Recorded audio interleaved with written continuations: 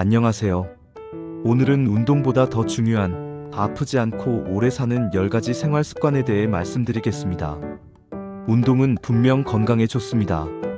하지만 매일 걷고 스트레칭하고 체조까지 하는 것이 모두에게 쉽지만은 않습니다. 특히 관절이 불편하거나 만성질환을 앓고 계신 어르신들에겐 운동 자체가 큰 부담일 수 있습니다. 그래서 저는 진료실에서 항상 이렇게 말씀드립니다. 운동을 못해도 괜찮습니다. 대신 생활 속에서 꼭 지켜야 할 것들이 있습니다. 오늘 말씀드릴 10가지 습관은 의학적으로 근거가 입증되었고 실제로 건강하게 장수하신 어르신들의 공통점에서도 자주 등장합니다. 지금부터 하나씩 자세히 설명드릴게요. 1. 매일 같은 시간에 일어나기. 하루의 리듬이 건강을 지탱합니다. 특히 노년기에는 수면의 질이 떨어지기 쉬운데요.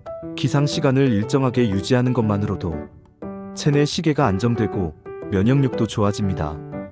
기상시간을 30분 이내로 일정하게 유지하면 몸의 호르몬 분비가 리듬을 찾고 뇌와 장기들이 제때 일을 하게 됩니다. 잠을 조금 더 자느냐 덜 자느냐보다 언제 일어났느냐가 더 중요합니다.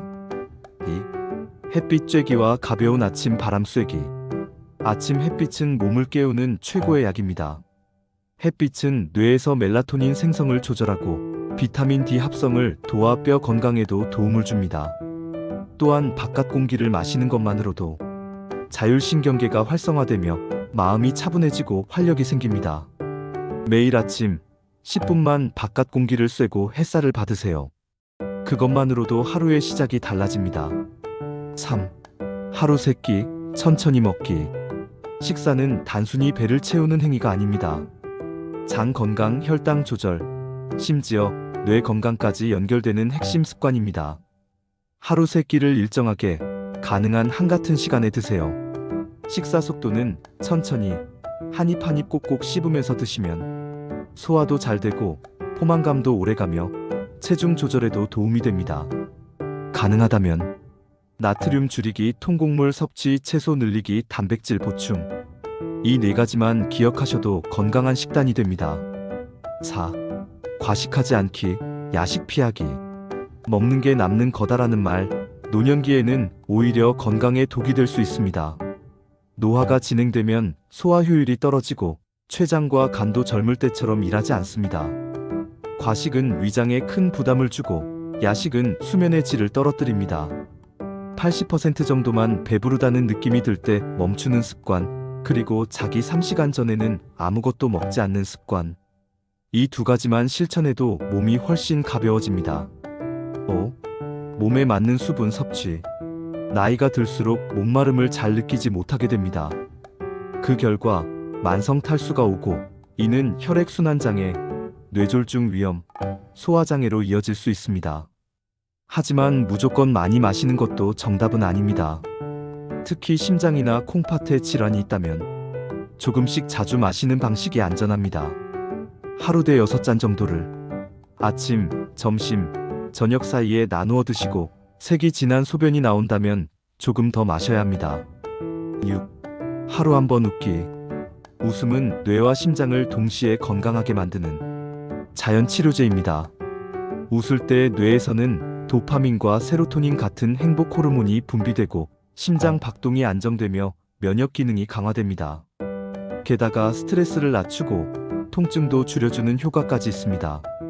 TV 예능을 보셔도 좋고 좋아하는 옛날 영화를 봐도 좋고 가족이나 친구와 전화 통화를 하면서 웃는 것도 좋습니다. 하루에 한 번이라도 진심으로 웃는 시간을 만들어 보세요. 그것만으로도 삶의 질이 크게 바뀝니다. 7. 하루 한 번 정리하는 습관. 정리는 단순히 집안 청소만을 뜻하지 않습니다. 생각을 정리하고 감정을 정리하고 주변을 정리하는 행위는 뇌 건강에 매우 긍정적인 자극을 줍니다. 특히 노년기에는 무질서와 혼란이 인지 기능 저하와 연결될 수 있기 때문에 정리하는 습관이 뇌 건강 유지에 큰 도움이 됩니다. 작게는 식탁 위 정돈부터 시작해보세요. 오늘 하루를 어떻게 보냈는지 메모하는 것도 좋고 내일은 뭘 해볼까 계획을 세우는 것도 정리입니다. 8. 일일 일전화 또는 일대화. 사람은 누구나 연결감을 필요로 합니다. 특히 나이가 들수록 고립감은 건강을 해치는 큰 원인이 됩니다. 실제로 WHO에서는 사회적 고립이 흡연, 고혈압보다 더 해로운 건강 위험 요인이라고 발표했습니다.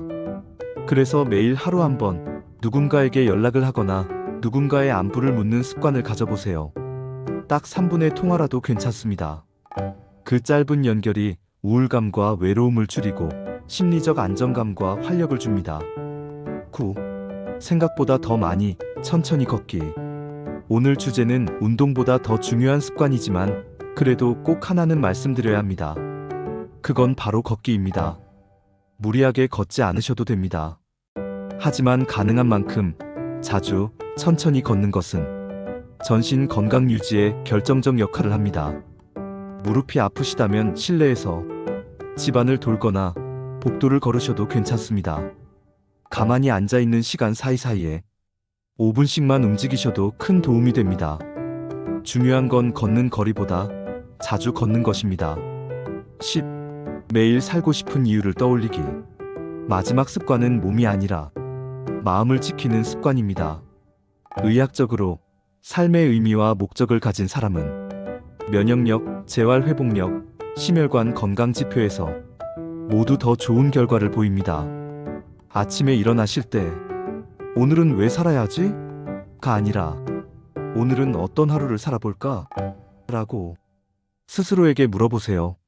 손주 얼굴, 좋아하는 꽃, 보고 싶은 친구, 해야 할 일, 기억 속 따뜻한 사람 하나라도 떠올릴 수 있다면 그건 오늘도 살아갈 이유가 충분하다는 뜻입니다.